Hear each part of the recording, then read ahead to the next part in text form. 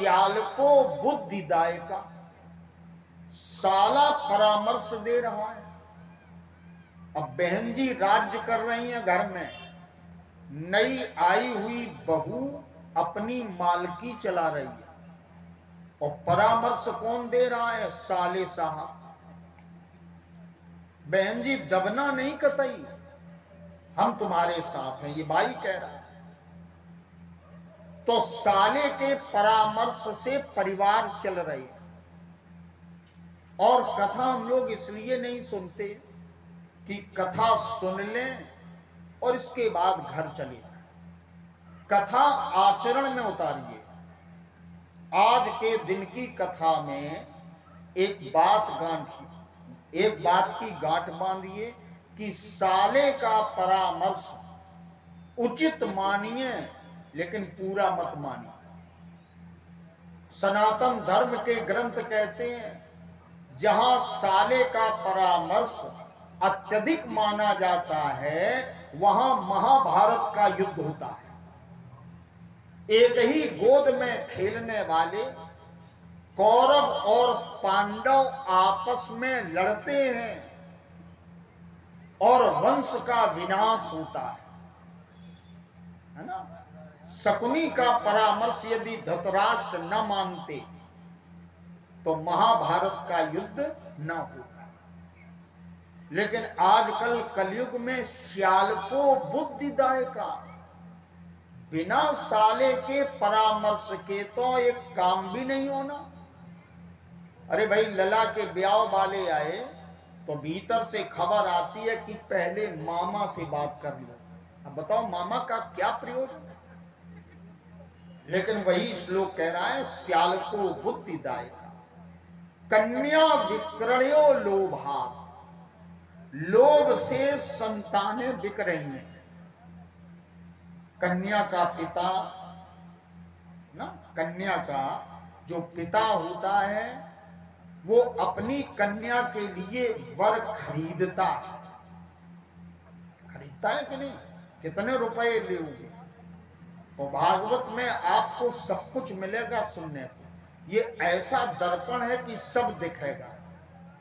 कन्या विक्रयो लोभात, लोभ से संतानें बिक रही हैं।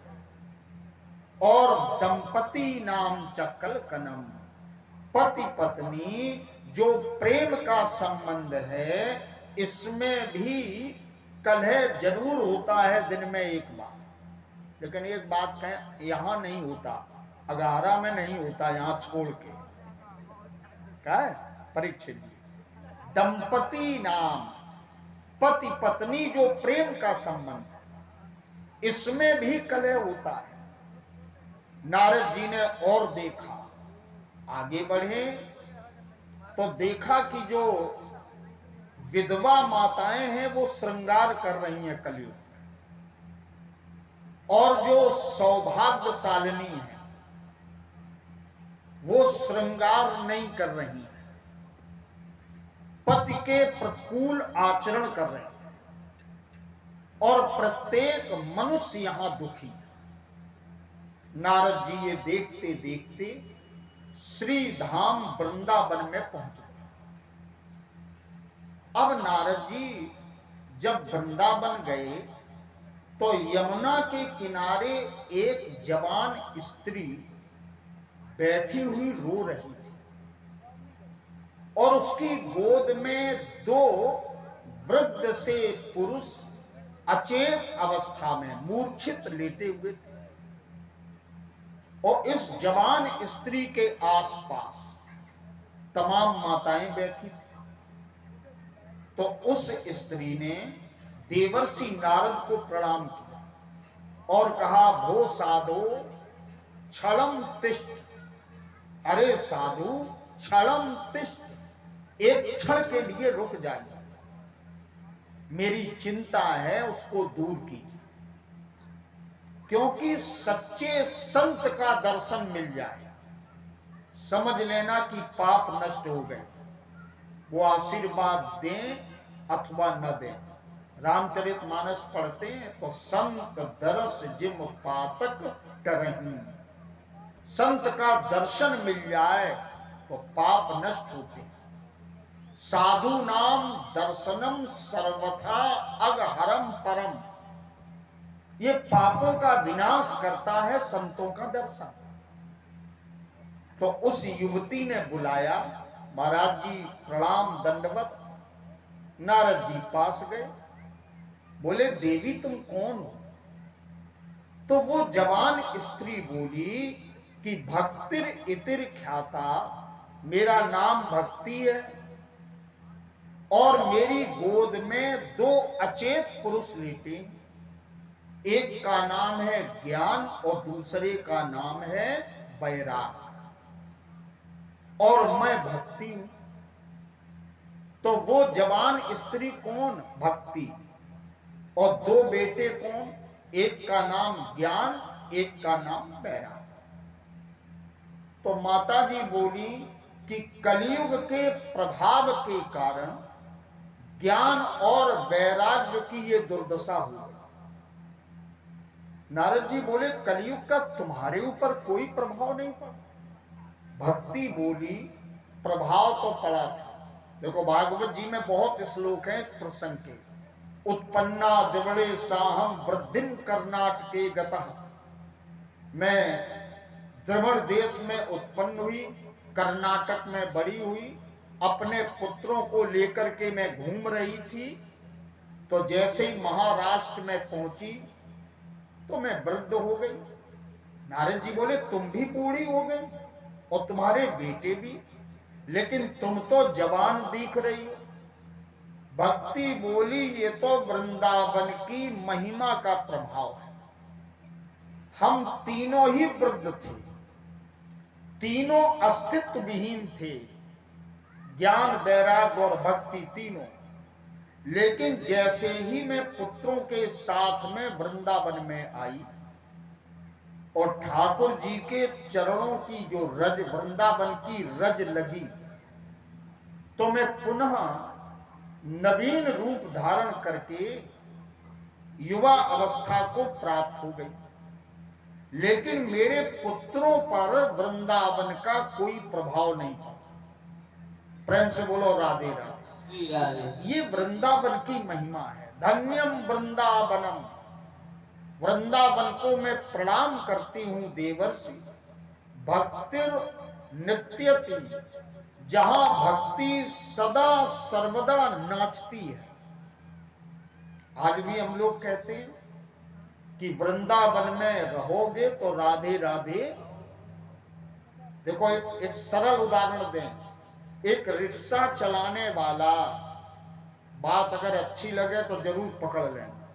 एक रिक्शा चलाने वाला वृंदावन में जब रास्ता मांगता तो हटाता नहीं है, ये नहीं कहता हटो, कि कहता है? क्या कहता है? राधे। और एक बार आपने रास्ता नहीं दिया तो दूसरी बार बोलेगा राधे राधे। आप किनारे होके उसको मार्ग दे दें। देखो चिंतन करें, संसार हटाता है। संसार कभी नहीं चाहेगा कि आप परमात्मा की भक्ति से जुड़ें। ये संसार हटाता है, हर व्यक्ति हटाता है। पुत्र पैदा हो जाए तो समझ लो कि अब हम पुत्र के पद से हट गए और पिता बन गए। तो हम बड़े प्रसन्न होते हैं कि देखो हम पिता बन गए। लेकिन पिता बन तो गए, लेकिन अभी तक पुत्र थे, तो पुत्र का पद तो चला गया। और जब पुत्र के पुत्र पैदा हो गया, ठीक है, तो पिता की जगह बाबा बन गए। और जब वो भी बड़ा हो गया तो गोविंदाय नमो नमः हो गया। ये संसार हटाता है, लेकिन धन्य है वृंदावन जो हटाता नहीं है, राधे जी का स्मरण कराता है। और एक बात ध्यान से सुनना, एक रिक्शा चलाने वाला जब राधे राधे कहता है तो उसको रास्ता मिल जाता है। और प्रेम से जो राधे राधे कहेंगे उनको भवसागर से पार जाने का रास्ता मिल जाएगा। कोई दुनिया की ताकत रोक नहीं सकती, है ना। तो इसलिए धन्यम वृंदावन, भक्ति ने महिमा गाई वृंदावन और अंत में बोली कि मेरे दोनों पुत्र दुखमय हैं, बुढ़ापा आ गया है, असमय में वृद्ध हो गए, महाराज इनका कल्याण कीजिए। और यदि मेरे पुत्रों की मूर्छा गई नहीं तो मैं भारत छोड़ करके विदेश चली जाऊं। भगवान नारद जी बोले, देवी भगवान कृष्ण के चरणों का स्मरण करो, तुम्हारा दुख दूर हो जाएगा। और भागवत में प्रमाण है कि इसके बाद देवर्षि नारद ने ज्ञान और वैराग्य को जगाने के लिए ब्रह्मा जी से वेदों के मंत्र सुनवाए, लेकिन मूर्छा नहीं खुली। गीता का पाठ कराया, लेकिन मूर्छित ही बने रहे। ओंकार की ध्वनि सुनवाई, अनहद नाद सुनवाया, मंगल वाद्य बजवाए, शंख घंटे की ध्वनि कराई गई कान में, शंख घोष हुआ, लेकिन मूर्छा खुली नहीं। अब नारद जी चिंतित हो गए कि देखो भाई, वेदों के मंत्र भी जहां काम नहीं कर रहे, अब हम क्या करें। तो भागवत जी में श्लोक है कि बाबा नारद को चिंता हुई, तो बद्रिका आश्रम की ओर चल पड़े। श्लोक कहता है, ततः चिंतातुरा सो अथ बदरी बनम आगता।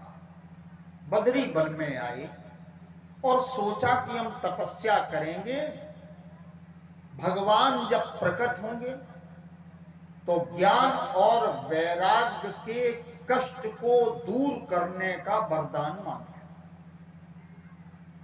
वहीं सनत कुमार विचरण कर रहे थे। सनत कुमार जानते कौन है?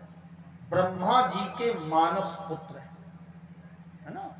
ब्रह्मा की पहली रचना सनत कुमारों की है, और ये चार भाई हैं, सनत, सनंदन, सनातन और सनत कुमार। तो ये सत्संग करते हैं, इन्हें कथा में बड़ा प्रेम है। देखो, जिनको कथा में प्रेम है, कुछ भी नहीं है संगीत इत्यादि, लेकिन बैठे हुए, आपको प्रेम है तभी तो बैठे। और जिनको प्रेम नहीं है वो अपना रास्ता लेके चले जाए। इन्हें बड़ा प्रेम है, किनको? सनत कुमारों। अच्छा, उम्र में ये बहुत बड़े हैं, हमारे पुरखों के भी ये पुरखे हैं, लेकिन दिखाई पड़ते हैं 5 ही वर्ष के बालक। तो सत्संग की तलाश में नारद जी के पास में सनत कुमार है, और नारद जी चिंता में थे। सनत कुमारों ने प्रश्न किया, देवर्षि आपको किस बात की चिंता है? एक शंका का समाधान करें। हम लोग कह देते हैं कि तुम तो बाबा हो, महात्मा हो, तुम्हें किस बात की चिंता?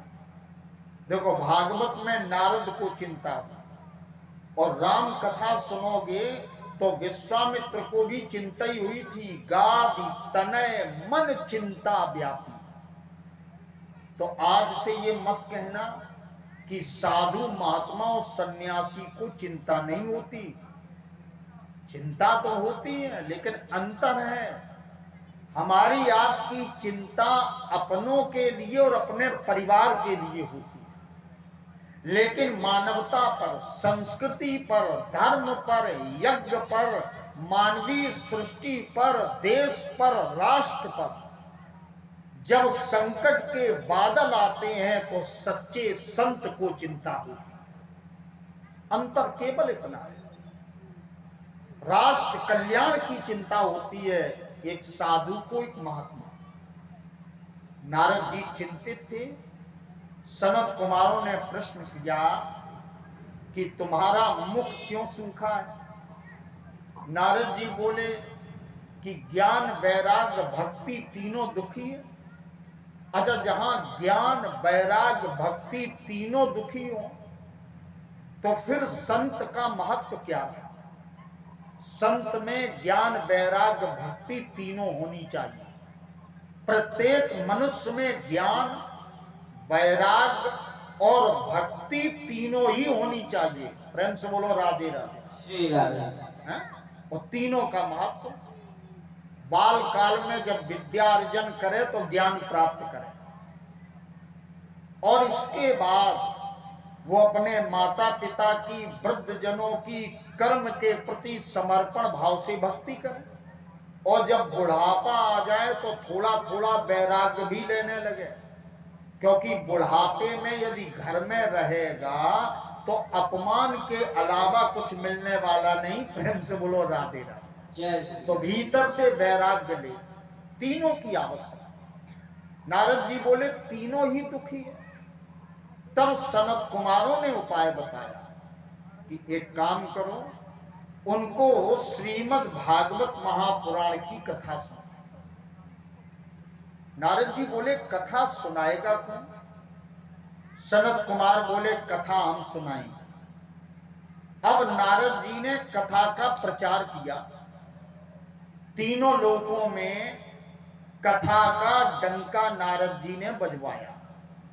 आप मेरी बात समझ गए? तीनों लोकों में प्रचार किया। और हरिद्वार में गंगा के किनारे आनंद नामक घाट पर संत देवर्षि नारद के समेत उपस्थित हुए। बड़े बड़े महात्मा जो तीनों लोकों को पवित्र करते हैं, ऐसे संत उपस्थित हुए। ज्ञान वैराग्य भक्ति तीनों को बुलाया। और जो महात्मा बैठे थे उनके हृदय में भक्ति अपने पुत्रों को लेकर के चुपचाप विराजमान हो गई। कथा से एक लाभ लें। आप कथा में आके 5 मिनट बैठिए तो ज्ञान वैराग्य और भक्ति आपके भीतर आके अपने आप बैठ जाएगी। बुलाने की आवश्यकता नहीं पड़ेगी, बैठ गई सब। सनत कुमारों ने कथा प्रारंभ की और 7 दिन जब कथा हुई, कथा जब पूर्ण हो गई परीक्षित जी, तो भगवान प्रकट हो गए। भगवान का सबने दिव्य दर्शन किया। ज्ञान वैराग्य और भक्ति के दुख को दूर किया। किसने? भगवान के दर्शन से और भागवत की कथा सुनने से। देखिए, कथा का एक अर्थ है। कथा शब्द का अर्थ है जो हृदय में परमात्मा को स्थापित कर दे, वही कथा है।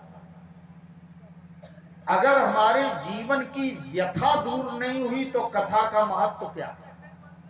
कथा व्यथा दूर करती है। कभी मन दुखी हो, उदास हो, अवचेतन अवस्था में हो तो केवल भगवान का चरित्र पढ़िए अथवा सुनिए, मन अपने आप प्रभु की ओर चला जाएगा।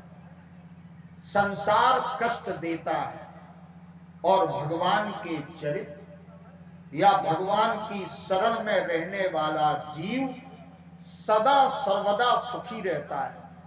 रामचरित में एक सुंदर चौपाई है, सुखी नीन जहां नीर अगाधा और जिम हरि शरण न एकऊ बाधा। मैं निवेदन करूं कि भागवत की कथा देवर्षि नारद की चिंता दूर कर सकती है, ज्ञान वैराग्य और भक्ति का कष्ट दूर कर सकती है। तो आज भी यदि हम लोग श्रद्धा से भागवत की कथा सुने तो मैं विश्वास दिलाता हूं कि 7 दिन में हमारे जीवन के कष्ट दूर हो सकते हैं। लेकिन सुने उसी प्रकार से जिस प्रकार से देवर्षि नारद ने, ज्ञान ने, वैराग्य ने और भक्ति ने कथा सुनी और सनत कुमारों ने कथा की। अब कल के प्रसंग में यहां एक बहुत प्यारा प्रसंग है कि जब सब महात्मा चले गए तब देवर्षि नारद और सनत कुमार, और कोई नहीं था। भगवान भी अंतर्धान हो गए। सबने ठाकुर जी का कीर्तन किया, भक्ति से कहा कि मेरे नाम का कीर्तन जहां भी कलयुग में भक्त करें उनके हृदय में अपना निवास बना दे। जो ठाकुर जी के नाम का स्मरण करते हैं, भक्ति उनके हृदय में हमेशा विराजमान रहती है और भगवान भी उनके हृदय में अपना स्थान बना लेते हैं। भगवत कृपा उन पर होती है। इस प्रकार से ज्ञान वैराग्य दुख की निर्वृत्ति का प्रसंग पैदा है। फिर भागवत में कथा आती है कि नारद जी ने प्रश्न किया कि महाराज ज्ञान वैराग्य